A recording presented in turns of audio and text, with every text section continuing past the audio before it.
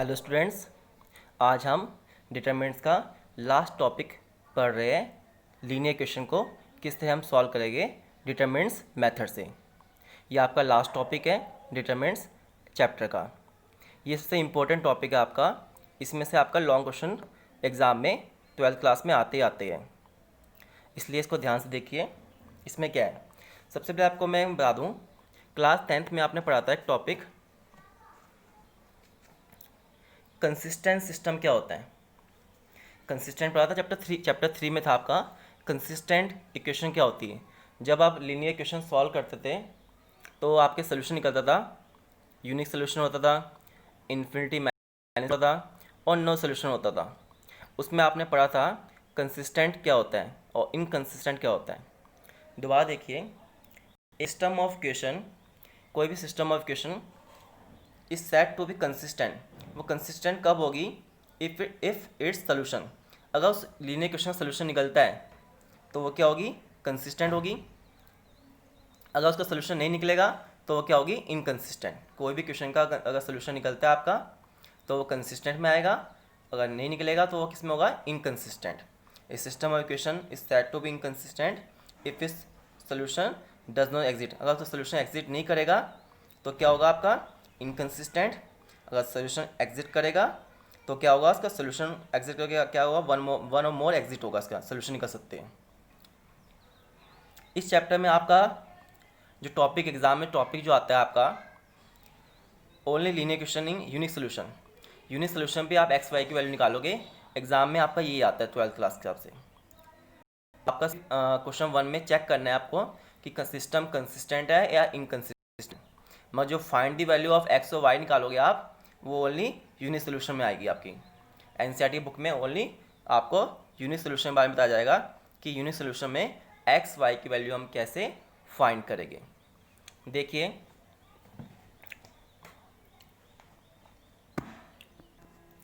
आपका first topic है solution of system of linear equation using inverse of matrix. किस तरह से आप लीनियर इक्वेशन सॉल्व करोगे, किसका यूज़ करके? इनवर्स का। इनवर्स आपने पहले पढ़ा था, किस तरह से हम इनवर्स निकालते हैं। इनवर्स ऑफ मैट्रिक्स का यूज़ करके हम किसकी वैल्यू निकालेंगे? एक्स और वाई की।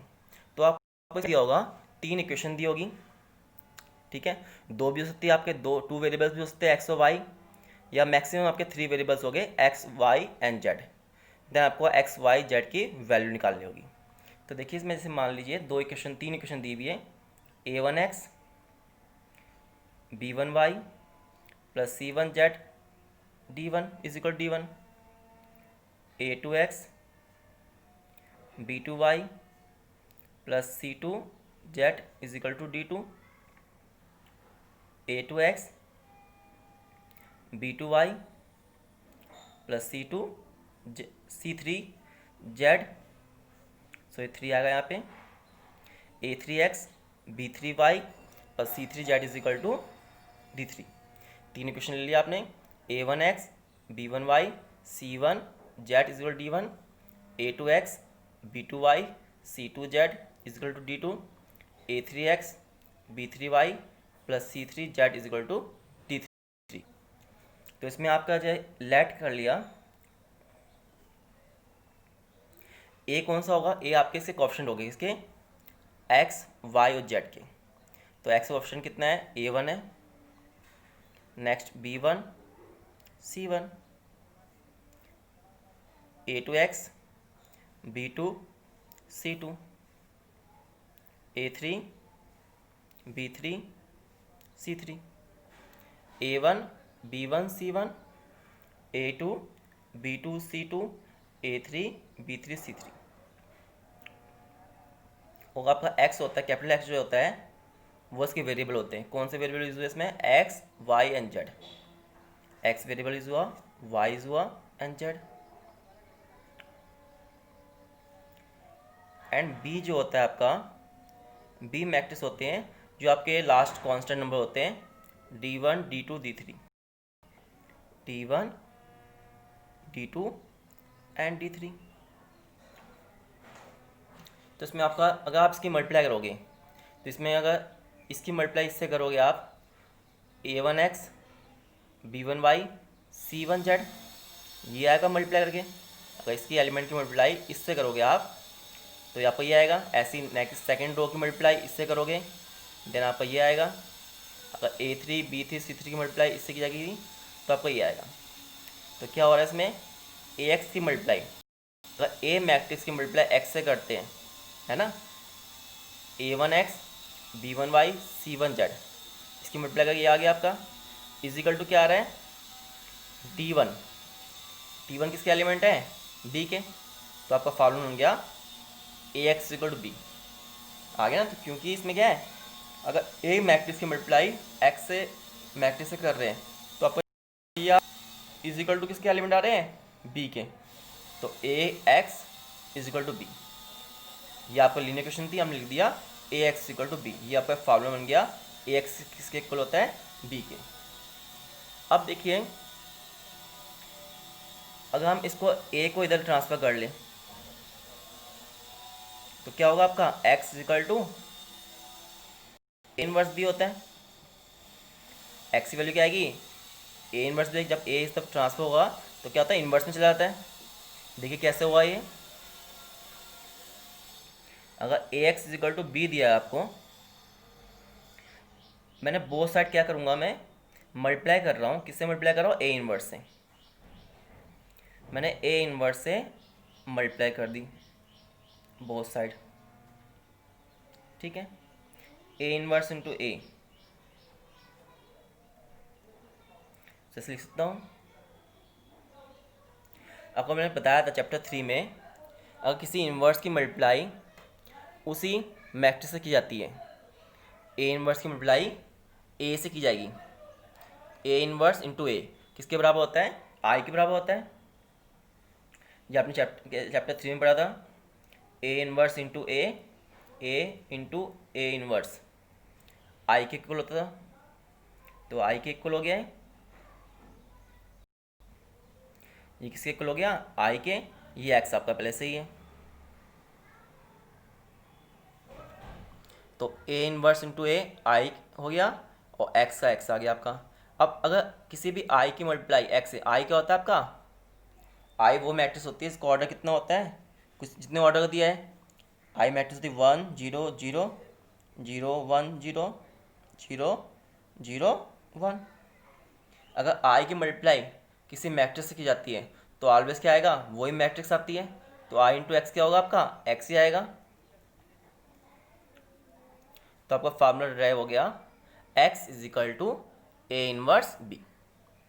तो आपने पहले क्या किया, AX इक्वल टू B दिया था, आपने दोनों साइड क्या किया, इसकी मल्टीप्लाई किससे की, A इनवर्स से मल्टीप्लाई कर दी बोथ साइड। आपको पता है A इनवर्स इंटू A क्या होता है, I के इक्वल होता है। X का X लिया आपने इन B, तो I की वैल्यू निकालने क्या करोगे आप, I इंटू एक्स क्या होता है, I की वैल्यू क्या होती है आपकी, ये होती है। तो I इंटू एक्स क्या होता है, X होता है, is equal to A inverse B। तो आपका फार्मूला हो गया X is equal to A inverse B। Formula use होगा आपका, ये मेन फार्मूला आपका जो यूज होने वाला है। अब देखिए आगे,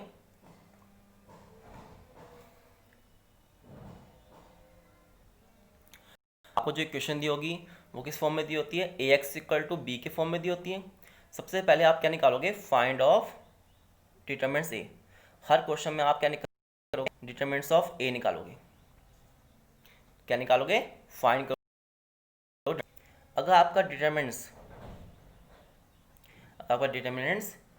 A जो है किसके इक्वल आता है, नॉट इक्वल 0। अगर आपका डिटरमिनेंट्स नॉट इक्वल टू 0 आएगा तो सोल्यूशन कैसा होता है, यूनिक सोल्यूशन।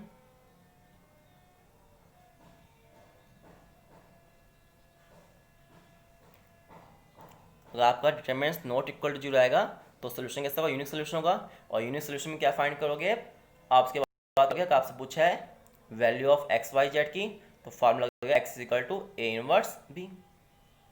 अगर आपका solution determinant not equal to 0 है। सेकंड कंडीशन, अगर डिटरमिनेंट्स क्या है, 0 के इक्वल आ जाए। अगर आपका डिटरमिनेंट्स 0 के इक्वल आए तो क्या होगा, तो उसके बाद आप फाइंड करोगे, find adjoint of A into B की, एडजॉइंट ऑफ ए की मल्टीप्लाई बी से करोगे, ठीक है। अगर डिटरमिनेंट्स ऑफ ए की वैल्यू जीरो के इक्वल आएगी तो आप फाइंड करोगे एडजॉइंट ऑफ ए से करो बी से करोगे। अगर वो जीरो के इक्वल आता है, अगर वो जीरो के इक्वल आएगा, जैसे दो कंडीशन होगी आपकी, अगर आपने डिटरमिनेंट्स ऑफ ए कितना है आपका जीरो के इक्वल आया, तो क्या, अगर डिटरमिनेंट्स ऑफ ए जीरो के इक्वल नहीं आएगा तो यूनिक सोल्यूशन आएगा। अगर जीरो के इक्वल आएगा तो क्या फाइंड करोगे, adjoint of A into B join find करोगे। क्या फाइंड करोगे, adjoint of A into B. अगर इसकी भी कंडीशन दो होगी, एक में आएगा adjoint of A into B not equal to zero, second condition में क्या है, adjoint of A into B is equal to zero. अगर आपका सोल्यूशन ये आएगा adjoint of A B not equal to zero, तो सोल्यूशन होता है नो सोल्यूशन, तो उसको आप लिखोगे नो सोल्यूशन। अगर आपका adjoint of A into B की वैल्यू जीरो के इक्वल आएगी तो आपका सोल्यूशन होता है इन्फिनिटी मैनी सोल्यूशन।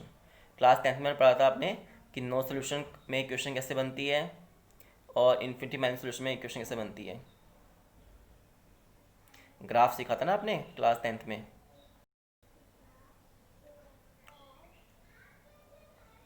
तो एडजॉइंट ऑफ ए अगर नॉट इक्वल टू जीरो आ रहा है तो नो सोल्यूशन होगा, और adjoint of B equal to zero आ रहा है तो इन्फिनिटी मैनी सोल्यूशन और नो सोल्यूशन आएगा। आपके जो मेन टॉपिक है वो आपका यूनिक सोल्यूशन का है, कि यूनिक सोल्यूशन में आपको एनसीईआरटी बुक में यूनिक सोल्यूशन पर आपको वैल्यू फाइंड करने को आएगी एक्स वाई जेड की, ठीक है। इसमें आपको चेक करना होगा ओनली कि वैल्यू कंसिस्टेंट है या इनकंसिस्टेंट है, अगर सोल्यूशन पे निकालना है। वैल्यू आप जो आपकी आपकी आपकी आएगी यूनिक सोल्यूशन में, यूनिक सोल्यूशन पे आप वैल्यू फाइंड करोगे एक्स वाई एंड जेड की, ठीक है स्टूडेंट। आगे देखिए क्वेश्चन नंबर 1 बता रहा हूँ आपको। क्वेश्चन 1 में आपको चेक करना है कि किस जो सिस्टम ऑफ इक्वेशन है वो कंसिस्टेंट है या इनकंसिस्टेंट है। देखिए, examine the consistency of the system of equation in exercise 1 to 6। 1 to 6 question में आपको सिर्फ चेक करना है कि ये इक्वेशन कंसिस्टेंट है या इनकंसिस्टेंट है। तो देखिए, तो इसमें आपको पता चेक करना है कि ये इक्वेशन कंसिस्टेंट है इनकंसिस्टेंट है। कंसिस्टेंट कब होगी आपकी, जब सोल्यूशन का आपका यूनिक सोल्यूशन होगा और इन्फिनिटी मैनी सोल्यूशन होगा। और कंसिस्टेंट कब होती है, क्लास 10th में पढ़ा था ना आपने कि इक्वेशन इनकंसिस्टेंट कब होगी, जब आपका नो सोल्यूशन होगा। अगर सोल्यूशन नो सोल्यूशन है तो इक्वेशन इनकंसिस्टेंट होगी, और सोल्यूशन यूनिक सोल्यूशन और इन्फिनिटी मैनी सोल्यूशन में क्या होता है आपका कंसिस्टेंट होता है। क्लास 10th में मैंने पढ़ा था, एक बार रिवाइज कर लेना क्लास 10th का भी। कंसिस्टेंट कब होता है, इनकंसिस्टेंट इक्वेशन कैसे होती है। तो देखिए आगे आपको क्वेश्चन फर्स्ट में क्या करना है, एग्जामिन करना है। इक्वेशन दी हुई है आपको x plus 2y is equal to 2x plus 3y is equal to 3। तो एक्सरसाइज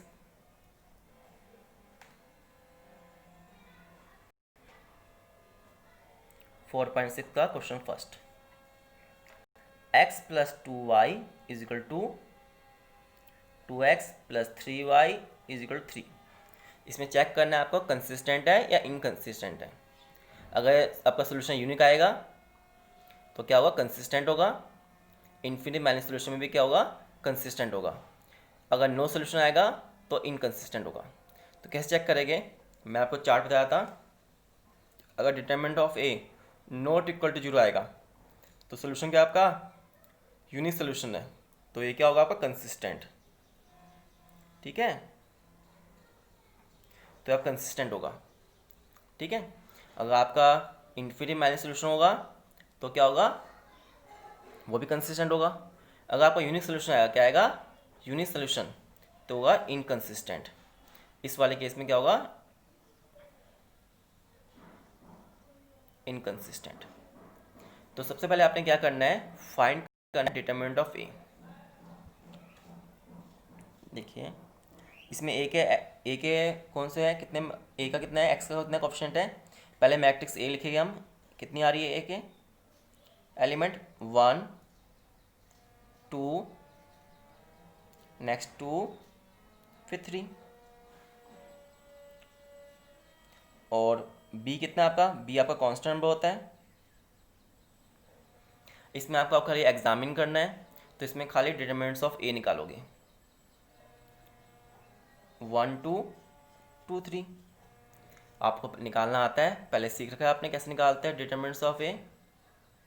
इसके मल्टीप्लाई इससे करोगे आप, देन इसके मल्टीप्लाई इससे, फिर subtract 3 multiply 1 3, 2 multiply 2 4, then subtract.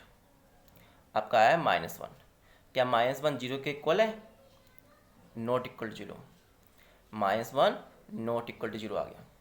अगर जीरो के इक्वल आता तो कंडीशन होती है अप्लाई, ये जीरो के इक्वल नहीं। सोल्यूशन क्या होगा आपका, यूनिक सोल्यूशन।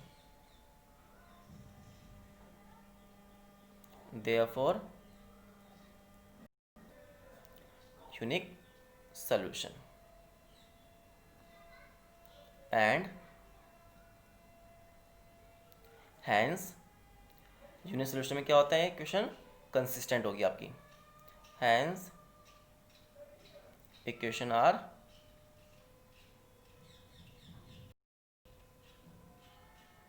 कंसिस्टेंट। इसके बाद का थर्ड पार्ट देखिए,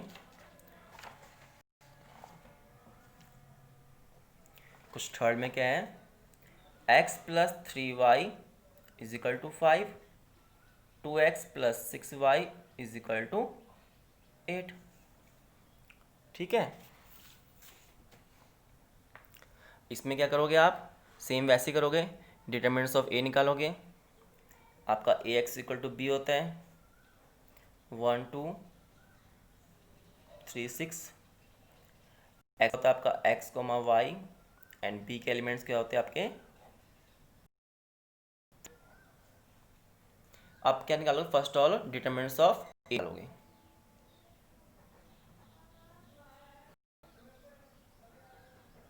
one two three six, determinant से निकालना आता है आपको। 6 1 जा 6 माइनस 2 3 जा 6, ये जीरो के इक्वल आ गया।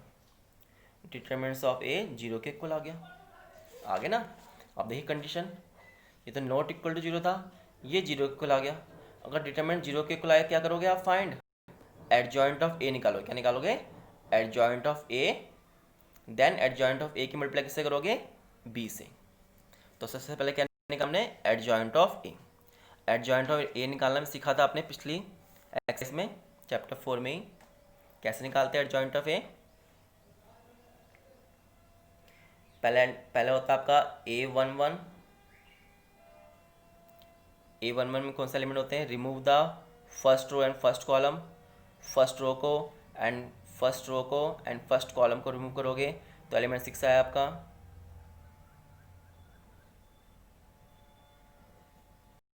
देन होता है A12, रिमूव द फर्स्ट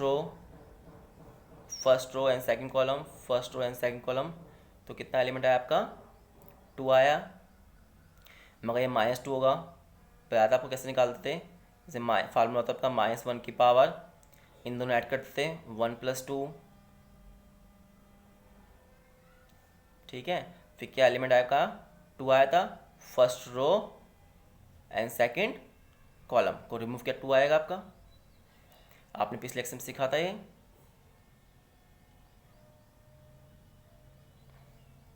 -1 के बाद 3 कितना होता है, -1 होता है, देन -2 आ गया। इसी तरह आप निकाल सकते हो A21 और A22। तो A21 कितना आएगा आपका, A21 -3 आएगा आपका, और A22 आएगा आपका 1। फिर एडजॉइंट कैसे निकालते थे, एडजॉइंट क्या होता है, जो आपके एलिमेंट निकाले उसका ट्रांसपोज निकालोगे। तो एलिमेंट क्या निकले आपका, 6 निकला, देन -2, फिर -3, फिर 1। इसका ट्रांसपोज निकालोगे। एडजॉइंट ऑफ ए क्या होता है, जो आपके कोफैक्टर निकालते हो, ये आपके कोफैक्टर होते हैं, कोफैक्टर का ट्रांसपोज। कोफैक्टर ट्रांसपोज निकालिए। ये रो है, रो को इसमें चेंज करोगे, कॉलम में चेंज करोगे। 6 -2 फिर -3 1। अब क्या था आपका, इसके बाद क्या करना है आपको, एडजॉइंट ऑफ ए की मल्टीप्लाई बी से करनी है। तो यही है डिटरमिनेंट्स ऑफ ए, जो हमारा जीरो इक्वल आया था, क्या करते हैं एडजॉइंट ऑफ ए की मल्टीप्लाई बी से। आपका एडजॉइंट ऑफ ए कितना आया, ये आ गया आपका,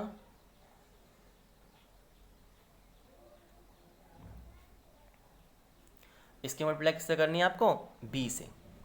अब बी कितना है आपका, ये है 5,5 फर्स्ट एलिमेंट, नेक्स्ट एलिमेंट 8। इससे मल्टीप्लाई करोगे, मल्टीप्लाई आपको पता ही कैसे करते हैं, इस रो की मल्टीप्लाई इस कॉलम से। चैप्टर 3 में सीखा था आपने मल्टीप्लाई करना। 6 की मल्टीप्लाई 5 से 30, फिर -3 की मल्टीप्लाई 8 से 24। इस रो की मल्टीप्लाई इस कॉलम से। Then next row second row है, सेकंड रो की मल्टीप्लाई इसी कॉलम से करोगे। -2 × 5 -10, 8 × 1 8। कितना आंसर आ गया आपका, 6 आ गया। देन -2।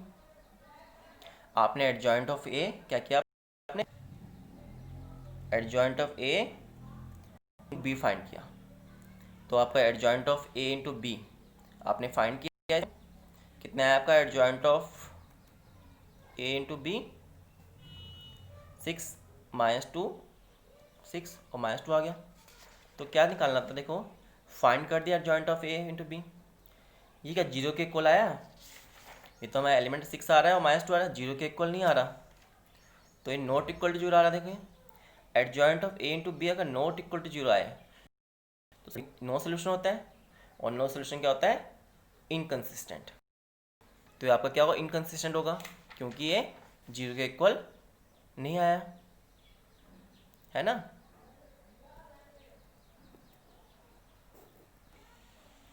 क्योंकि ये जीरो के इक्वल नहीं आया, देखिए adjoint of A into B not equal zero, तो सोल्यूशन यूनिक सोल्यूशन हुआ, नो सोल्यूशन हुआ आपका, sorry adjoint A into B not equal zero आया, हमारा जीरो इक्वल नहीं आ रहा, तो सोल्यूशन कौन सा हुआ, नो सोल्यूशन। तो ये क्या हुआ, इनकंसिस्टेंट, तो ये कंसिस्टेंट नहीं हुआ। The given equation are inconsistent हुई, आपकी कौन सी इक्वेशन हुई, इनकंसिस्टेंट। ठीक है, तो इक्वेशन कौन सी होगी, इनकंसिस्टेंट। इसके बाद देखिए आपको मैं 3 वेरिएबल बता रहा हूँ, एक्स और वाई और जेड का कैसे चेक करोगे कि वो कंसिस्टेंट है या इनकंसिस्टेंट है। क्वेश्चन नंबर 6 देखिए, 6 में भी आपको चेक करना है कि कंसिस्टेंट है कि नहीं है। इक्वेशन में आपको इसमें क्या थी, आपकी एक्स और वाई दिया था 1 में, 2 में और 3 में। क्वेश्चन 6 में क्या दिया आपको, एक्स भी दिया है, वाई भी दिया है, जेड भी दिया है। इसमें कितने ऑर्डर का है, 3 ऑर्डर का है। ठीक है, इसमें भी वैसे ही करेंगे। ठीक है, तो देखिए इक्वेशन दी हुई आपको, question number 6, 5x - y + 4z = 5, 2x + 3y + 5z = 2, 5x - 2y + 6z = -1। इसमें चेक करना है आपको कि ये कंसिस्टेंट है कि नहीं है। तो आपका ए कौन सा है, ax = b, ए आपके कोएफिशिएंट x है 5 2 5 -1 3 -2 4 5 6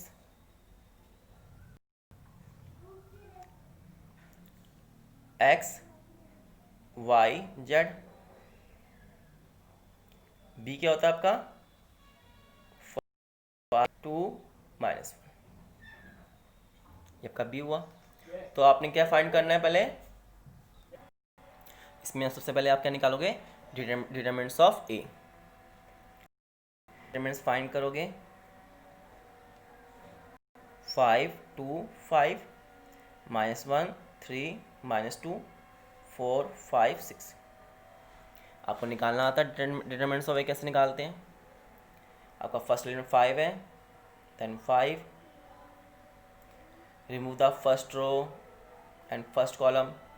आपके ये एलिमेंट बचे, क्रॉस मल्टीप्लाई करोगे आप इसको 18 + 10। इसे नेक्स्ट एलिमेंट -1 है आपका, मगर ये +1 आएगा आपका क्योंकि आपका उस एलिमेंट है ए। 1 + 2 क्या होता है 3 होता है, 3 ऑड नंबर होता है, साइन चेंज होगा, माइनस का +1 होगा। देन सीधे remove the first row and second column, इसे फाइंड कर लोगे आप। आपने पहले भी सीखा है एडजॉइंट कैसे निकालते हैं। फिर 4 में क्रॉस मल्टीप्लाई किया आपने, कितना आएगा आपका -4, ठीक है। इससे सॉल्व कर लोगे आप। 5 18 + 10 28, माइनस किया 13 हो गया, -4 -15 -19 × 4 76 हो गया, -76। 5 × 28 कितना हुआ आपका 140। इन दोनों को ऐड करोगे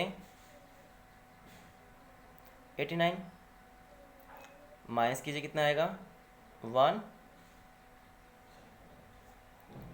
आया 51।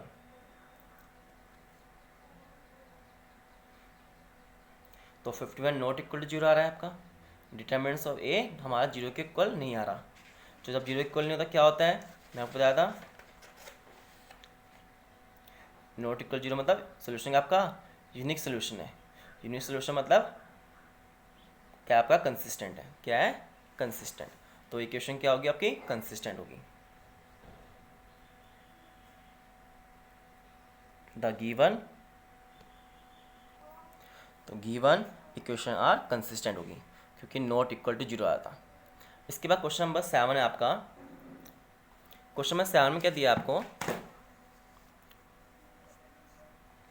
Solve system of linear equation using matrix method. किस मेथड सॉल्व करना है, मैट्रिक्स मेथड का यूज़ करके आपको सॉल्व करनी है लीनियर इक्वेशन। सॉल्व करनी है आपको linear equation using matrix method से। इसमें आपको एक्स और वाई की वैल्यू फाइंड करनी है। एक्स और वाई की वैल्यू देखिए, इसमें भी आप फर्स्ट ऑल डिटरमिनेंट्स ऑफ ए निकालेंगे। क्वेश्चन 7 में आपको क्या निकालना है, लीनियर इक्वेशन निकालनी है, एक्स वाई की वैल्यू निकालनी है मैट्रिक्स मेथड से।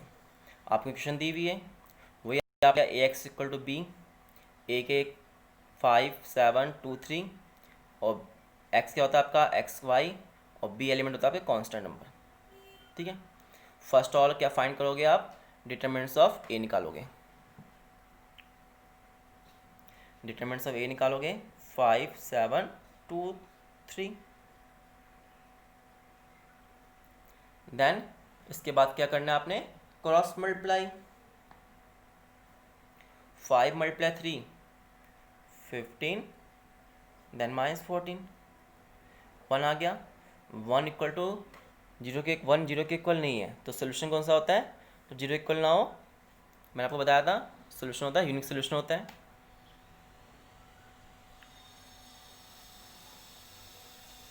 Therefore solution is unique. और जब यूनिक सोल्यूशन होगा तो फार्मूला कौन सा लगेगा आपका, x = A इनवर्स B। उसमें आपको पीछे फार्मूला लिखवाए थे, वहाँ लिखवाया था जब सोल्यूशन यूनिक होगा आपका तो x = A इनवर्स × B। इससे आप x y की वैल्यू निकालोगे। फर्स्ट ऑल आपको A इनवर्स निकालना है। क्या निकालना है, A इनवर्स। A इनवर्स निकालने का के लिए आपको पहले निकालना होगा, सबसे पहले निकालोगे एडजॉइंट ऑफ A। आपने पिछले लेक्चर सीखा था A इनवर्स कैसे निकालते हैं। फर्स्ट ऑल फाइंड ऑफ, क्या करोगे, फाइंड आउट क्या करोगे आप, ए क्या करोगे, एडजॉइंट ऑफ ए। तो एडजॉइंट ऑफ ए निकालना आपको ये आता ही है।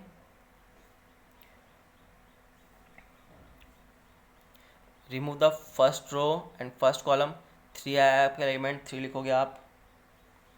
फिर A12 होता है, remove the second row, remove the first row and second column.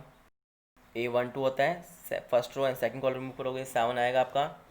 तो ए आपका ओड नंबर है तो साइन चेंज होता है, आपको पता है सब कुछ। देन -2 5। फिर जॉइंट कैसे निकलता है, ट्रांसपोज करते हो इसका, रो को कॉलम में चेंज करोगे आप,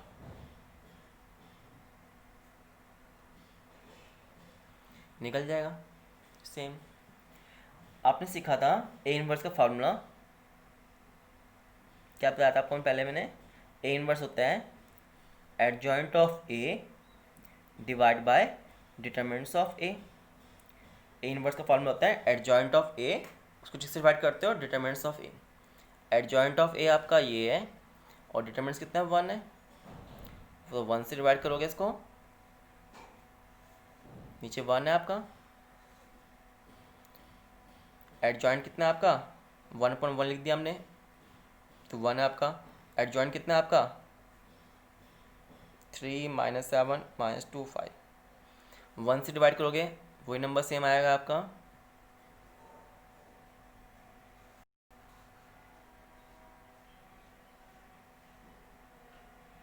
ये निकल गया। Then formula x = A inverse b। x आपका होता है x y, 2 वेरिएबल होता है x y आएगा, 3 वेरिएबल होता है x y z होता। A इनवर्स कितना है आपका, 3 - 7 -2 5। देन b के एलिमेंट कितने हैं, 4 5। इसकी मल्टीप्लाई करोगे A इनवर्स के एलिमेंट की मल्टीप्लाई b से, इस रो की मल्टीप्लाई इस कॉलम से, देन इस रो की मल्टीप्लाई इस कॉलम से,